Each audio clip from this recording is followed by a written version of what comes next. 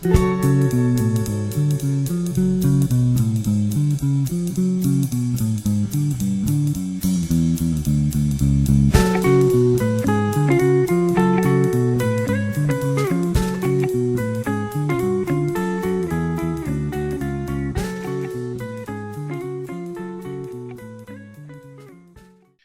welcome everybody to the Storytelling That Sticks for Business and Life podcast. I'm Doug Stevenson, your host, and today I am welcoming my guest and friend, Renee Moorefield. Renee is the CEO of Wisdom Works. Wisdom Works is a woman-owned social impact company with a clear mission to empower leaders to activate and amplify thriving. Now, she works with organizations, she works with individuals, she's got her own, I don't know if you call it an academy or what you call it, but you license people to teach your methodology, your Be Well, Lead Well system. You've got a newsletter, you're all over LinkedIn. I was just reading a post on LinkedIn. And once again, it goes back to thriving. So talk to me a little bit about, just kind of give us an idea of what is this company that you have founded and how did it come to be?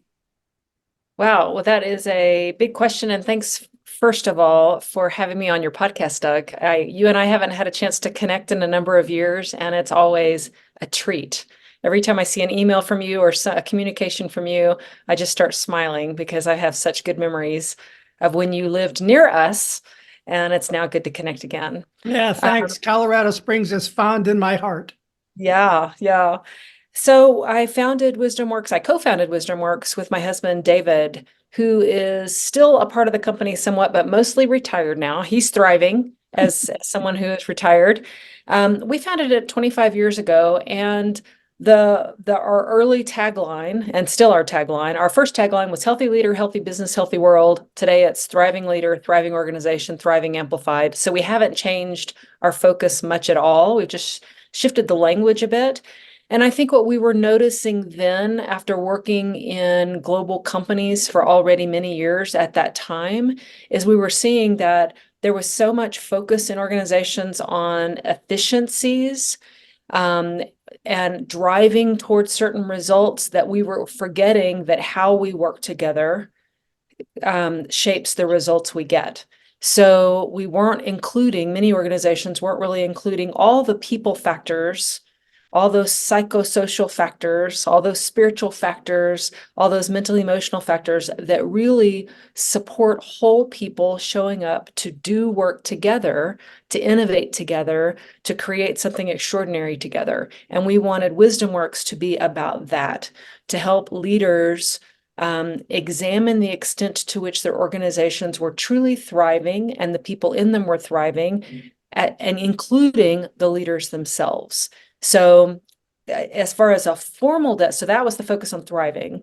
As far as a formal definition of thriving, we do have a formal definition of thriving that we've developed over the years, and that is to be internally well-resourced to handle the complexities and changes and demands in your life and work with a sense of high quality of life, competence, and growth. So you can see in that definition, there's a lot packed in there. It's not just about your mental and emotional well-being and your physical well-being and your physical health. It's also about your relationship to stress, seeing stress as a life-enhancing force and growing through your experience in life and work. So that's a little bit about Wisdom Works and kind of how we define thriving. Yeah, thriving is an interesting term, and I would assume that over the years, at least when you started out, I assume that trying to speak to organizations about well-being, health and well-being, thriving individuals, thriving leaders, I would assume that it wasn't so well accepted 25 years ago, but it has evolved into being something that organizations are starting to realize we need to focus on the health and well-being mentally, physically, emotionally of our employees, or they're going to leave. They're going to burn out. They're going to leave. They're going to make bad decisions. There's going to be a lot of dysfunction, a lot of infighting.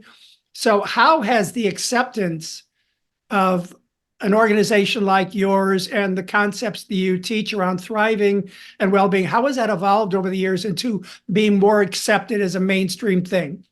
Yeah, well, you're exactly right. So even before WisdomWorks, I had a number of roles in different global companies. I ran a health promotion department. I ran a change management function in a global organization. I ran an organizational effectiveness department in an organization. So there were a number of things that I did that I always just subversively integrated the concepts of well-being and the thriving of people into them. WisdomWorks was for us really a declaration. No, we're going to stand for this. We're going to stand for this language, this consciousness, this way of being, this way of operating in the world. And you're exactly right that when we first started WisdomWorks, people thought we had grown, like that I had grown a second head. Like What are you talking about, Renee? what are What are you you talking talking about? about? What are you talking about, really? And but it truly has changed. I mean, WisdomWorks is 25 years old now. This year is our 25th anniversary. So it's Congratulations. thank you. It's kind of a big year for It us. is. It is. And I think there is now much more of a recognition that if we don't create environments that people can bring their whole selves to work and really be authentic and have their voice heard and feel like they belong, that we will do all the things that you just said. People will burn out. We won't be able to attract top talent. We won't retain top talent. I actually just posted on LinkedIn today, and you may have seen that post. I did.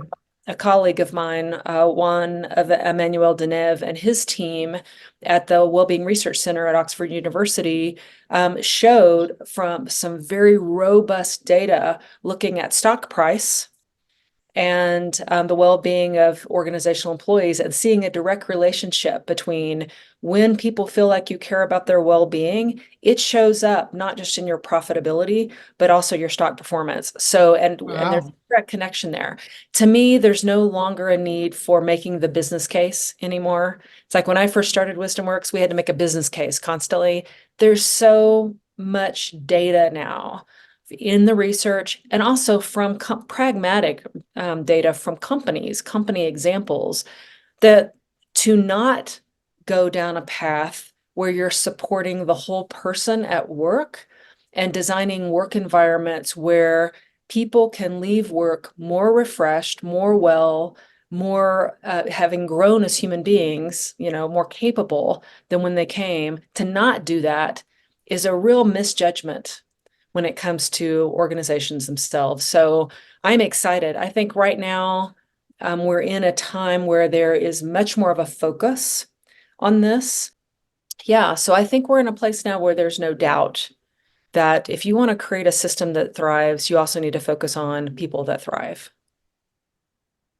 Now, I know that as your business has grown, and you've been speaking all over the world. You're on panels, you're doing certification programs, you're doing things like this with multiple groups of people. You also appear on panels. It seems to me that there are more and more and more people sharing their stories of burnout, their stories of dysfunctional workplaces and cultures.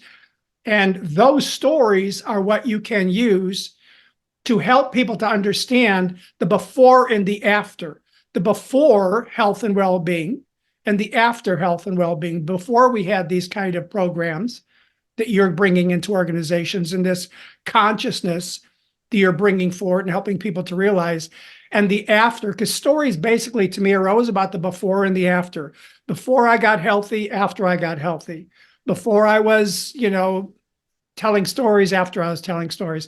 So how do you see in your presentations, in your panel discussions, the stories that people tell, the power that comes from those stories to help people get it, that this is important.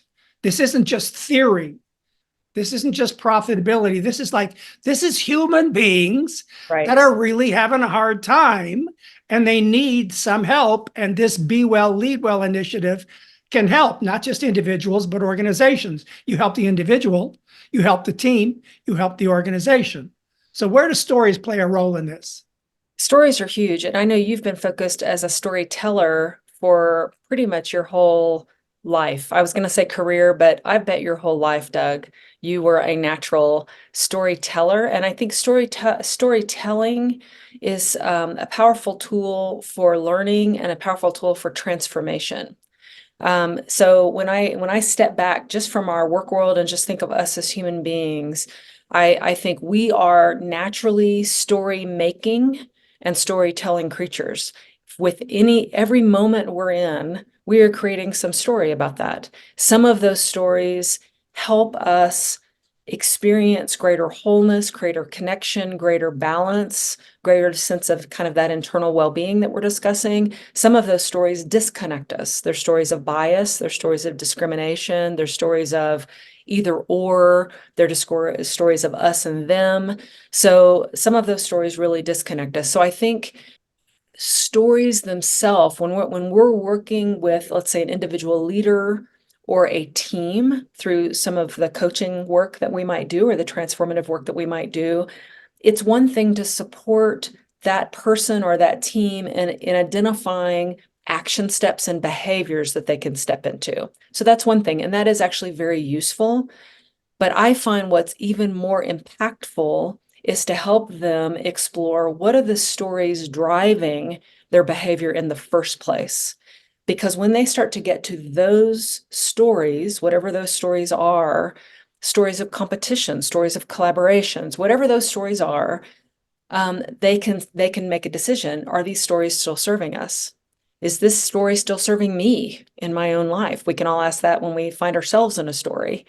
Is this story still serving me in my own life? And is there an opportunity here that it served for one period of time, but now it's time to shift the story and to create stories that allow us to step into becoming, to the process of becoming what we want to express in our life and our leadership and in our work as teams. So I think stories are really powerful and very transformational. I can give you an example. Sure, that'd be Again, like great. if that's helpful Yeah. to you and to the Tell listeners. me a story, Renee. I was actually thinking about this because I knew he's going to ask me to tell a story, so I better be prepared with one for myself. Um, I was thinking about growing up. My father always told me, um, don't let the bastards get you down. That was sort of a mantra from my father to me. Don't let the bastards get you down. And I just took it at face value, and I kind of understood it at a high level. Like he's saying, don't let the life grind you. Don't let people wear you down. Don't let the situation, positive mental attitude. So it's interesting that was I didn't realize how core that story was till to my upbringing. And I realized, well, until I was an early adult, and I went through a transformational leadership experience myself as an early adult in a global company. And they were having us identify core stories in our life. And this one came up like, wow, this has really shaped how I see the world.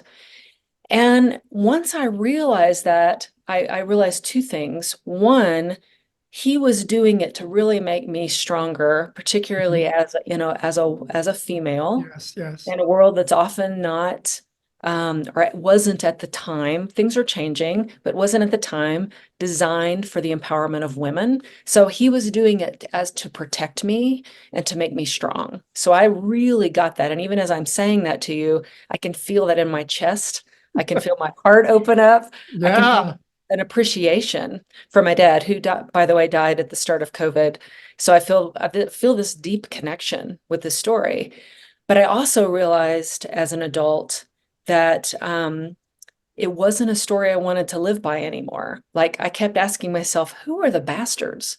Don't let the That's bastards in. Who are the bastards? yes, yes, Because yes. in that story, it's a story of people are out to get you. There's an evil. There is something in the world that is you must constantly fight. It for me, it was a story of exhaustion, and I could feel exhausted operating from that story, having to constantly be vigilant. Mm-hmm. It's an Mm-hmm. unfriendly world. So I chose as a young adult And this was my first leadership job too, my first formal management role where I was stepping into leadership, and I choose to believe the world is a friendly place.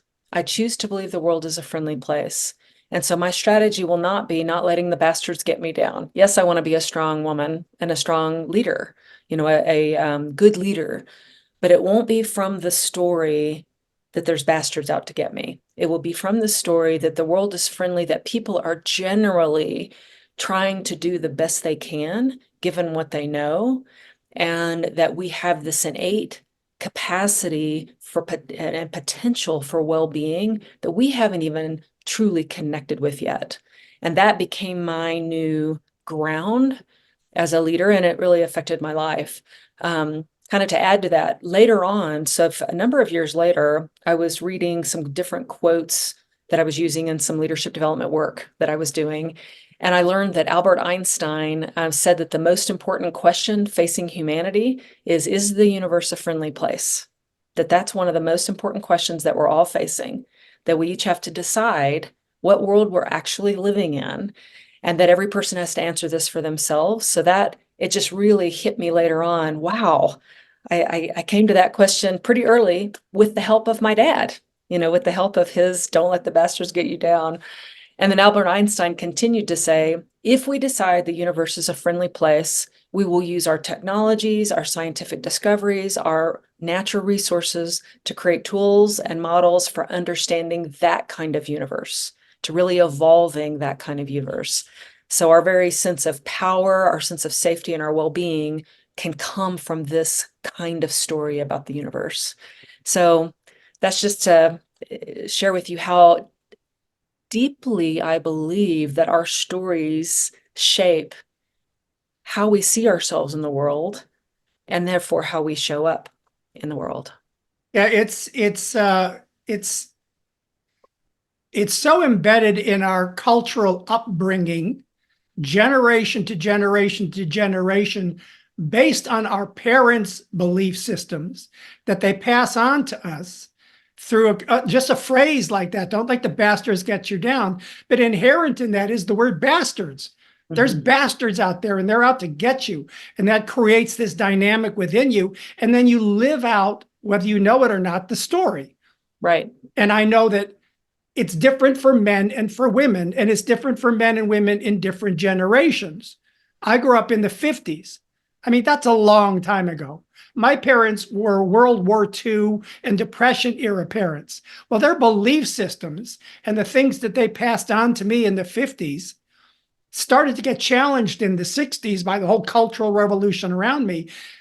And I know that I have had to investigate my stories over my life, which is, I think what you're getting at here is there was a point when you were in what I call a scene, but you were in an environment, you were in a corporate environment, you were somewhere, when all of a sudden you're looking around and you're seeing someone and you're thinking, is that the bastard my dad was talking about? Mm-hmm. Is that what this is? But he's not a bastard. He has good intentions. And that's when we start to have revelations, I think, and allow ourselves to change the story, which is not easy. I don't believe it's easy to change the story because we get attached to it, becomes part of our DNA, our mental, physical, emotional DNA. And it's like, wait a minute, but this has held me together. Yeah. No, it hasn't. No, it hasn't. Well, I agree with you that it's often not easy. It's interesting because as I say this, I got two thoughts. One is it's often not easy because I agree with you. It becomes part of our identity. It becomes how we identify ourselves across generation, across genders, across every way that we define ourselves. Yes, So yes. that the story, we become attached to our stories. So it's often not easy. On the other hand, it can also happen in a moment.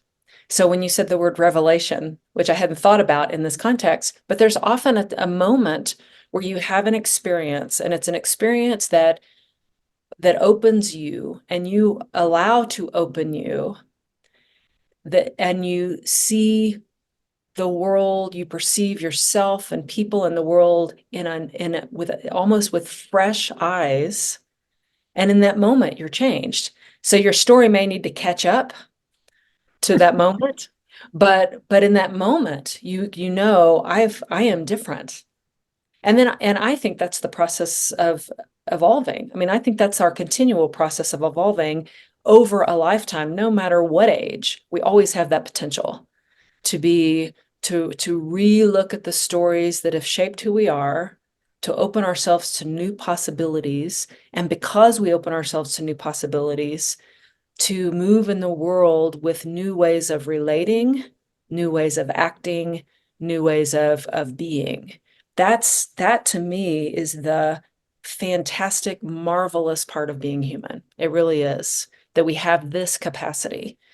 Now, do we choose to operate from that often? Often not. It's Often hard. we forget that we have this capacity, It's hard. learn and grow. Well, that's where you come in. That's where storytellers come in. That's where people who create things like Be Well, Lead Well, an initiative, that's where we come in to the world and say, I've had a revelation. Can I tell you the story of my revelation? Can I tell you the story of what I've learned so that you can maybe shift your perspective? Because they can't get it just by you saying, you need to confront yourself on the stories that you tell yourself. That's an intellectual construct. You can say it to somebody, but that doesn't mean they understand the process. Yeah. That doesn't mean they understand, but I understand intellectually what you're saying, but Renee, how do I identify that in me? Well, Yeah. you tell your story about this belief system and how it came up against a new reality at a different time in your life when you were evolving and growing and maturing. And you share that story as you just did with this audience. And perhaps someone listening to this is going to go, what story am I telling myself?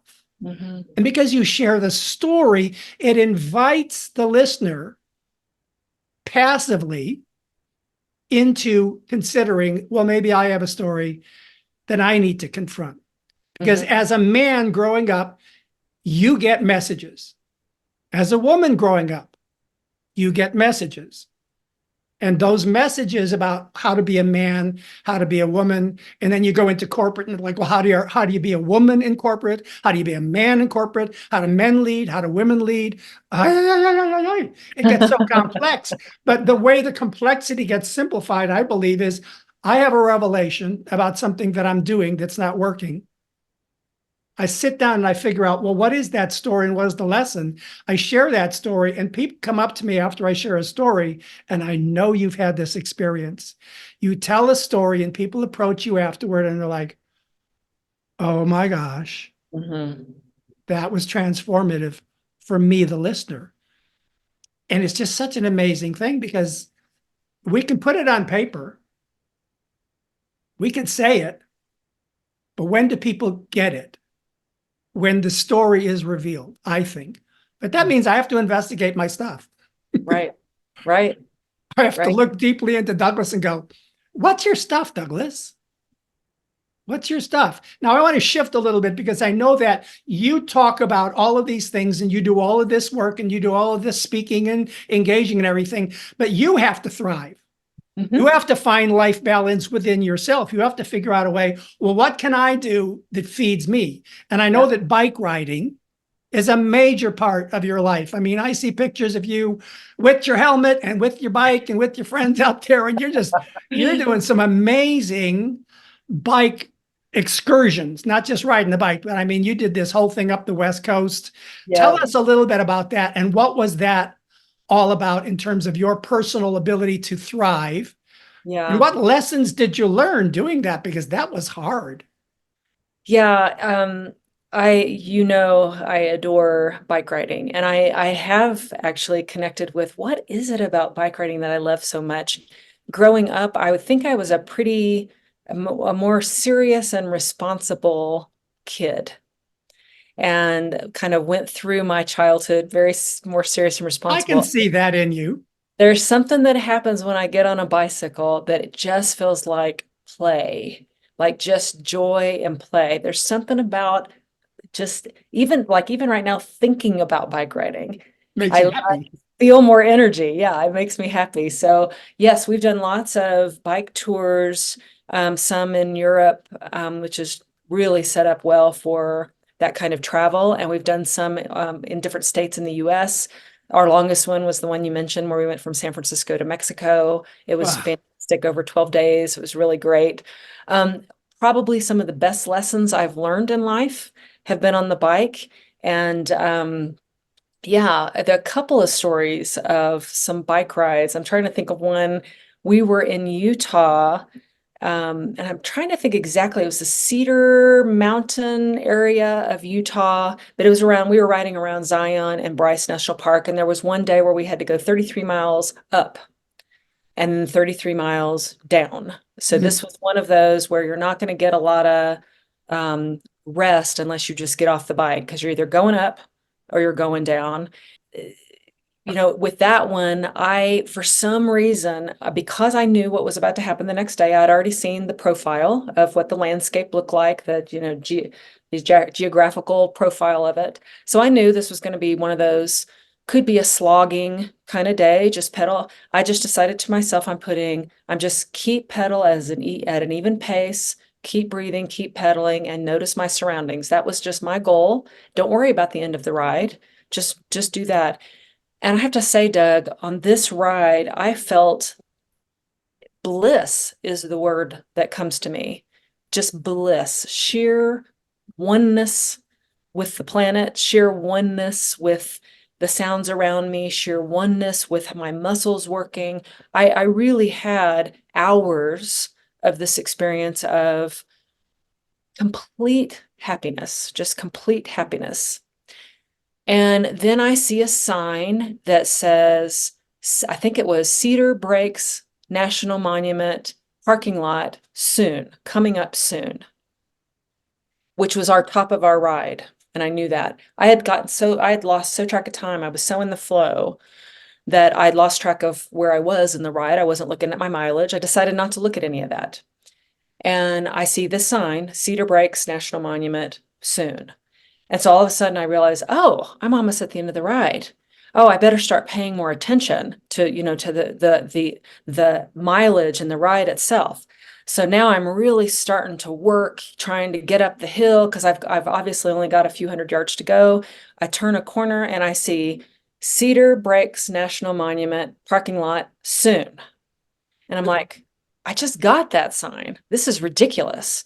So then I'm going farther and farther and farther. I mean, I am hungry. I'm tired. I've been riding for hours. This is really getting to me. And I see another sign, Cedar Breaks National Monument soon. And in my mind, I'm like, this is bull. You know what? And I get to the top and I get off the bike and I feel exhausted. And all of a sudden it was like, wait a minute, you were not exhausted 32 miles of that ride or 32 and a half miles of that ride. In fact, you were in bliss. But what shifted was I had seen the end and I had become now fixated on the end, on the goal instead of enjoying the journey. So one of this huge lesson was about really enjoying the journey along the way rather than being fixated on the goal. And that was one of my lessons from a bike ride. I have many, but that's one. Well, but that's the way that we take an experience and turn it into a story that can help someone else. To me, storytelling is an act of compassion, is an act of service. It isn't a selfish thing. It's like, well, look at me. I had this experience and I'm so smart. It's like, no, I had this experience where I messed up. I screwed up. It's like I was happy and then I was pissed off. Well, what the hell was that all about? And what I always say is if we investigate our process, if we look back on it and say, well, what was that about? Because to me, story is simply, what was that about? Yeah. What was I doing there? What was I thinking there? And you go back to this be well, lead well. Well, it has to do with consciousness. It has to do with paying attention to your brain, your belief, your thoughts, your process, paying attention to it, but then doing something with it, Yeah. encapsulating it. Because have you shared that story in your keynotes and in your workshops? Have you I actually shared have that? shared that story. I shared it on a newsletter once, and I also have shared it on a number of presentations because it's a great example of how in the moment you can be feeling one way, and by shifting your attention, it totally changes your experience. But by shifting your attention again and noticing what you just did, you can again re-experience the situation and say, oh my gosh, actually this was an extraordinary ride with a small part of angst rather than, and that angst was caused by me, Well, we so are our own worst enemy. I mean, we get in our own way. yeah, for sure. It's our belief systems. Our belief systems come in, and that's the story we tell ourselves. As an artist, I mean, I started out to be an actor. Somewhere along the line, Renee, artists buy into this thing of, if you're not suffering for your art, you're not a true artist. That's a story. That is a destructive, stupid story. That's a dumb story. I bought into it. I didn't question it. I just believed it. And boy, did I suffer. But what was sad is, while I was suffering, I was feeling proud. You live that story well. I lived that story well. I'm suffering, and aren't I good? And it took me a while after I got out of Hollywood and left acting behind to go, Douglas, what the heck? What the heck was that all about? And so the stories, if we can understand the beauty of I know you're not as old as I am, but the beauty of a little bit of maturity, a little bit of age, is you have the perspective to look back and see some of the things that you've done or believed, the mistakes you've made, and said, oh, Yeah. oh, okay, I see that pattern.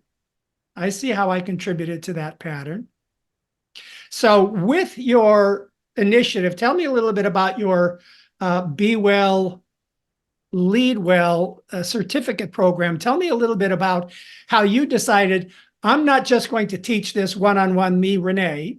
I need to create a movement. Yeah, I need to enroll people and teach them this methodology, because I know you spent years creating your curriculum. Yes, yeah, you're right. We actually created an assessment system and a number of resources around it, a whole platform around it that helps people look at the holistically at their thriving and stress resilience and how that links to how they lead. So we brought together all the science, because I think that is important to kind of lean into, well, what do we I know from agree. science? I agree. Knowing that science always changes as well, but what do we know from science? And then also, what do we know from kind of cultural insights about thriving and stress resilience? For example, in Ayurveda, which is the kind of the healing medical model of India, foundational to that model is we have this innate, biologically hardwired capacity to thrive. We're not just designed to survive as a species or as human beings. We're biologically hardwired to thrive. That's a powerful story. If you believe you're already innately designed to thrive, now it's not about looking outside yourself to purchase something or to get something, to get wealth, to get fame, to get stuff, to fix yourself so that you can be well.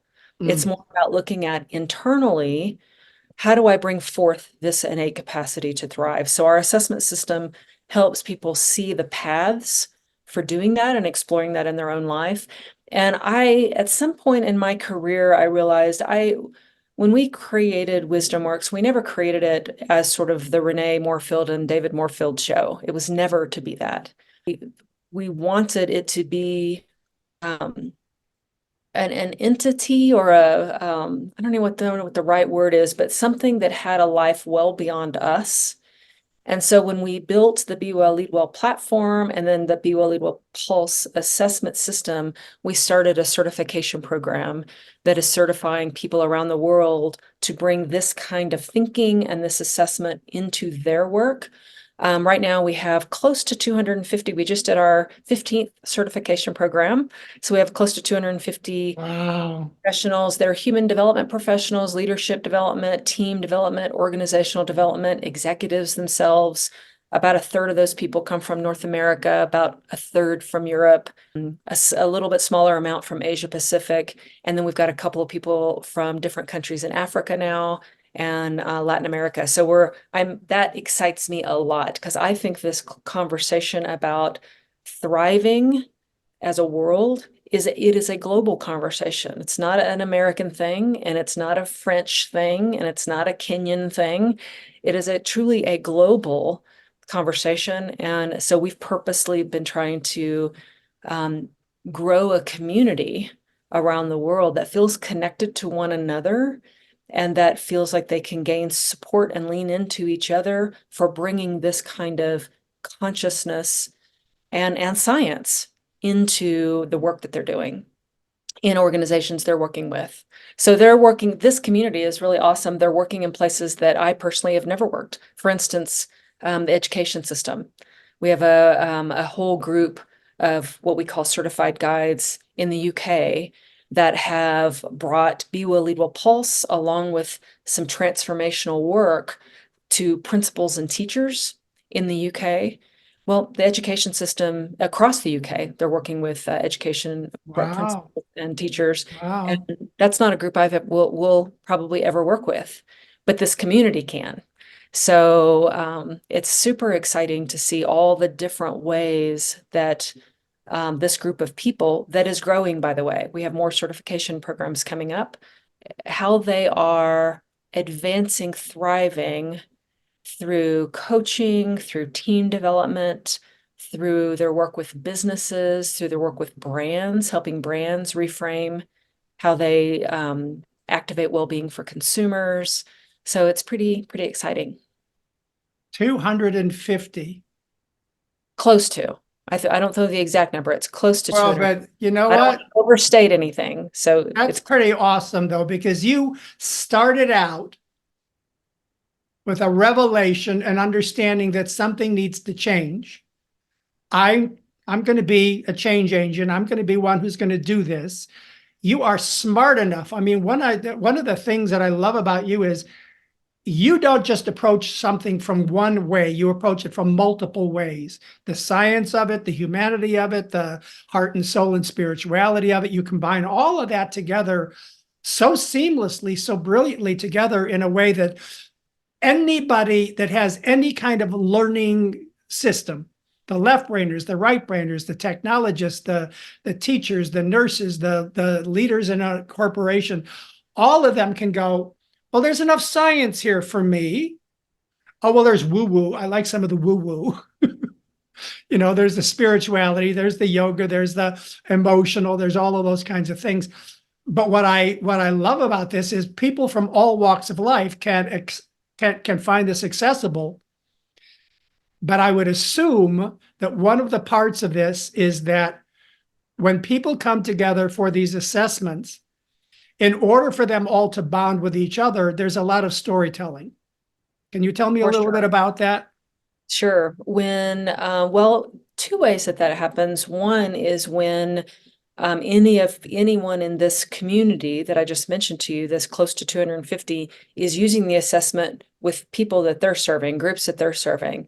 So they will use the assessment with that group. And one of the best ways to build bonds within a team of people is to have them tell their stories of where they're from, who they believe they are, their stories of thriving, their stories of resilience. Some of the most impactful stories of resilience come not from when things were all going well. Like thriving is not about rainbows and, and lollipops. Not at all. Um, Not at all. Thriving is about also knowing that all of us go through periods of time where we do suffer. You mentioned, period of time when you felt like you were suffering. That was even a story that you were living by. Where we have crisis, we're thrown into situations that we don't expect. We create crisis on our own, so we sometimes do that as well. And we make it through it. I think human beings are generally innately resilient as well. We have this desire to grow from and to learn from our tragedies and our hardships. So some of those are some really powerful stories as well. And when teams are in a situation where they have an opportunity in a safe space without judgment and with complete compassion for each other, tell stories about who they really are and what it means to them to thrive individually, it really creates a level of connection and bonds and respect for being human that is it's kind of an unbreakable bond. Like these people are people you want to work with Mhm. because they Yes. really see you. They really see you in a whole different way. So that's one way that storytelling is so important. Another way that storytelling itself can be really important, and I think I've used this so many, many times, this practice. It's a practice I learned a couple of decades ago from, and I cannot remember the tribe that I learned this from, but it was from a Native American tribe. And they called it the rule of seven. So this is a practice any one of your listeners could do right now if they find themselves in a situation of stuckness, like they just feel stuck. There's a problem that's thorny, they can't get through it. There's a difficulty they're dealing with, whatever it is. It can be Mhm. at home, at work, with a Okay. neighbor, anywhere. All right. So they tell a story about that. So notice the story. When you're in that situation, you notice the story that you tell about that because all of us immediately have a story. And normally in that story, we'll be the victim because that's the story that we tell often when we're stuck. So, but just tell that story. Just write that story down or tell that story to someone. Now, tell that story in 7 different ways. So tell it as a comedy, tell it as a tragedy, tell it as a story of being the victor. Tell it as a story of resilience. Tell it as so tell that story Hmm. from different lenses. Wow. And what's interesting when you do that, first off, it ends up being way more fun than people think because you start to feel your own being become less attached to your original story. You become less stuck emotionally, mentally, physically. When we're stuck, at least when I'm stuck, I find I have tightness in my chest. I find my jaw gets tight. I find my vision narrows. So when I'm stuck, I get super focused. I'm going to figure this out. When you start to tell all these different stories about it, and now you're making them up, but they, you're making up new lenses, it really loosens all that tightness and creates some space for new perspective to come in.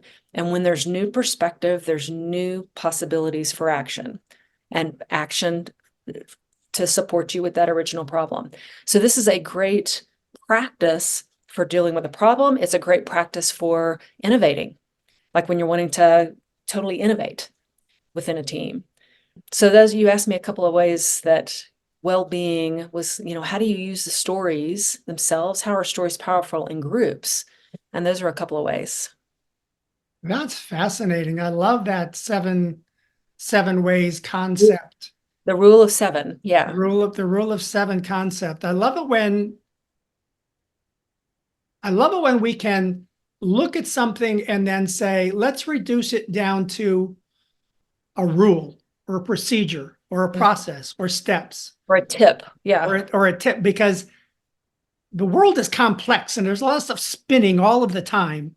And when we can reduce something down to what I call the phrase that pays, I'm a big guy Yes. with the phrase that pays, my look for the limo. I tell a story and then I end with look for the limo or get out of the bus.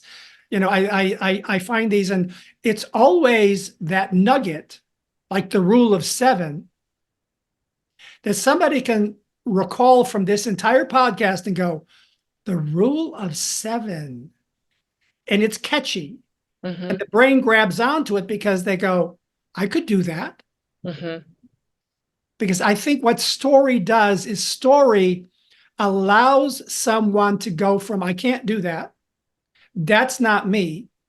I don't have that problem, to slowly, and I call it passively, but it's not necessarily passively because people actively participate in your stories and my stories. They actually feel like they're inside them. But what it does it leads them from this, well, that's not me out here. I'm over here and you're over there, to, oh, we're the same. And it's what I call that bonding. It closes the gap. I think what we're talking about here with thriving is there's 2 things. One is me thriving within myself. Mm-hmm. And so I have to change my story in order for me to thrive, but also my story about you. Well, no, you're different.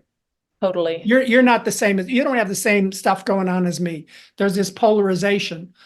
And this process, this storytelling process allows us to come together because story closes the gap. It creates intimacy. And I know, well, tell me if you've had this experience. You've given a presentation. You've been in front of a room full of people in person, because I need this to be an in-person thing. Sure. And you've given your presentation, you've shared your ideas and your thoughts, and you've told a couple stories. What happens afterwards when people come to talk to you? Normally, they will say how they see themselves in that story, how they can totally relate to that story. I mean, I totally agree with you, Doug, that stories are ways we connect. They connect us. The best stories, to me, the best stories are forces of connection. And in fact, so after a good story, people might have learned something, or if after I hear a good story, I might have learned something, but I will also often know something more about myself that maybe I Yes. hadn't taken a look at Yeah. yet. Yeah. And I feel like, oh wow, I'm not the only one. I'm like, there are other people that have had this experience as well. They've got their own story about it, but there's some nugget there that really makes us so similar rather than different. One of the ways that when I think about the power of story, and I think about, okay, are your stories supporting your well-being, or are they eroding it? And it's often not binary like that. It's often more on a continuum. I think the most powerful stories are the ones that when we connect with that story, or when we hear that story, or when we say that story, they are a source of uplift to us. They are a source of connection. We feel more whole, more balanced, more regulated physiologically. I mean, I can say this physiologically. We will be more regulated through that story rather than dysregulated and stressed. I like that. Those are the stories that I am more interested in stepping into myself personally, and also helping others. And I know you are as well, helping others step into those stories that are really a source of uplift rather than division. I'm interested in the stories of connection. I agree. I think that for me, the process of me connecting to my own stories is where I get liberated from my lack of thriving and allow me to thrive. Because every time that I have a revelation about something that I've been doing wrong, that's been dysfunctional or been self-sabotage, every time I come to a realization about that, it liberates me in a way that I say, oh, well, I can change that. I don't have to do that anymore. And when I take that and I share it, it allows someone else to go, oh, okay. And that's all I think I'm looking for when I tell a story, when you tell a story, is for someone to go, oh, I hadn't thought of it that way. It's freeing. It's It's very freeing, freeing. isn't it? And it frees up, I think it frees up energy within you and between you, even in a relationship. And I can't think of a story right now of David and I, but I know I've had the experience where we've talked through something and each told our own story about it. And then you come to a realization of, oh, I didn't understand it that way. I have a Right. new understanding, and that frees up whatever was stuck in, even in a relationship itself. So, yeah.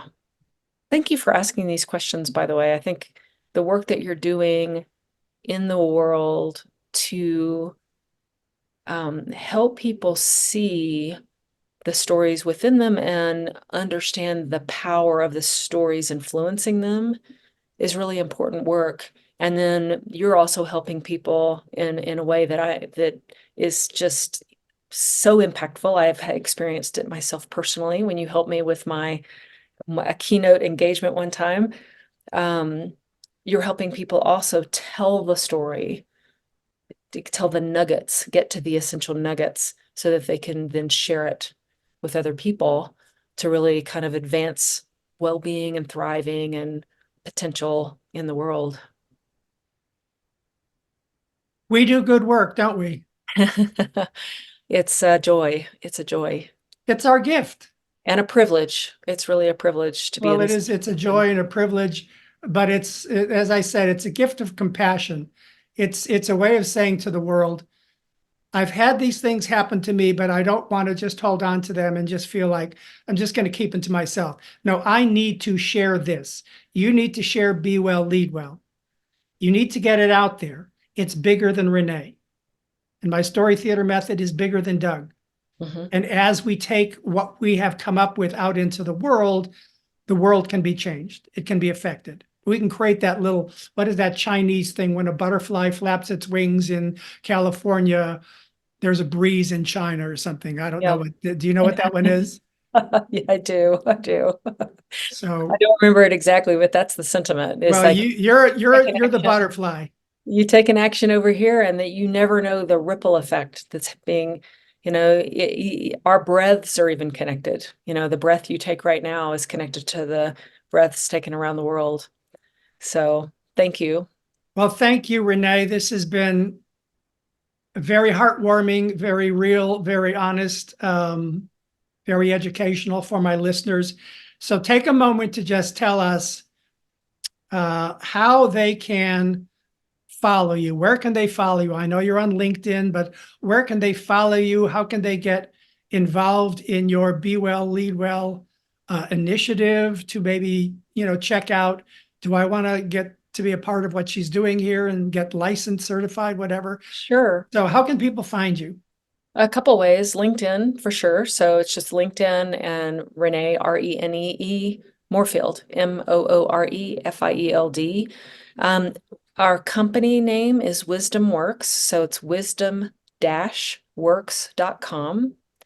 And anyone can see, we've got a newsletter, we've got the certification program, we've got Be Well, Lead Well resources. We've got lots out there that people can just access just for the sake of, we do it just for the sake of sharing and supporting people.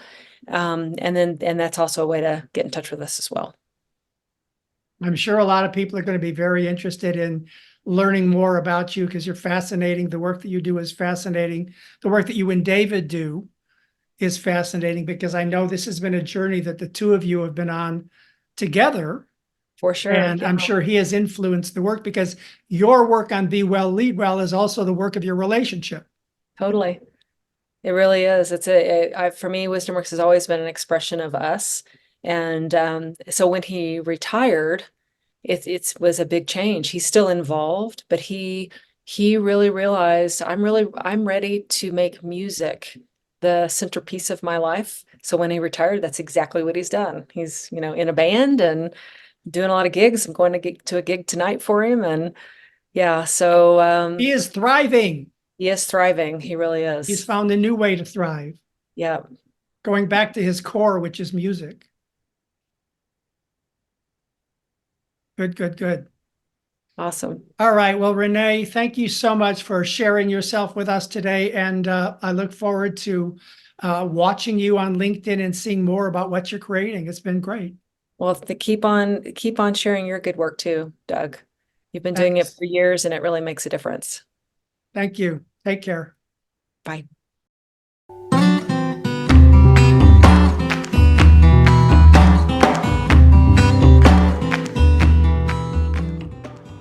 All right. Well, that's it for this episode. If you feel that you learned something valuable today, something that you can use that will make your story stick, stories that make you and your business memorable, marketable, and monetizable, there are 3 things I'd like you to do. First, click on the follow or subscribe button and leave a review wherever you listen. And second, share this podcast with your friends and coworkers, your email list, and on social media. And third, connect with me on LinkedIn.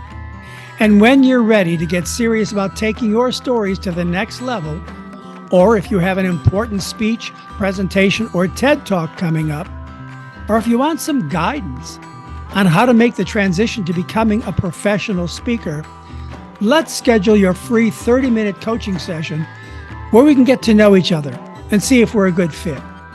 And as always, I'd love to hear from you with your questions and comments. Let me know that you're out there listening and learning.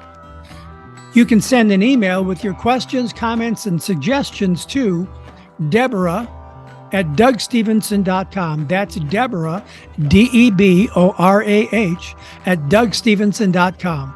Hey, thanks for listening. Until the next episode, I'm Doug Stevenson.